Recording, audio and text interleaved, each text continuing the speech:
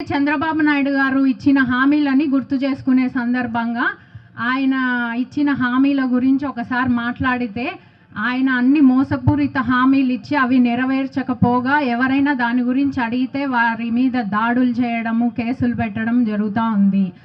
మీరందరూ చూసారు ఇవాళ ఎలక్షన్స్ టైంలో మన కూటమి నాయకులు ఇంటింటి వద్దకు వచ్చి ఒక బాండ్ పేపర్ ఇచ్చి మీకు అవి చేస్తాం ఇవి చేస్తామని చెప్తా వచ్చారు. కానీ అవేవి నెరవేర్చకపోగా ఎవరైనా వాటి గురించి అడిగి ప్రశ్నిస్తే వాళ్ళ మీదకి వెళ్ళి దాడి చేయడం జరుగుతూ ఉంది. మీరు ఇప్పుడు చూస్తున్నారు తాడిపత్రిలో కూడా ఎలాంటి పరిస్థితులు నెలకొన్నాయో. పెద్దారెడ్డి గారిని కాన్స్టిట్యున్సీలో కూడా రానివ్వకుండా చేయడం జరుగుతూ ఉంది. కానీ ఎవరు ఆయనను ఆపలేరు. ఖచ్చితంగా ఆయన వస్తారు కాన్స్టిట్యున్సీలోకి, వచ్చి మీ అందరి సమస్యలు తీరుస్తారు, మీ అందరికీ అండగా నిలబడతారు.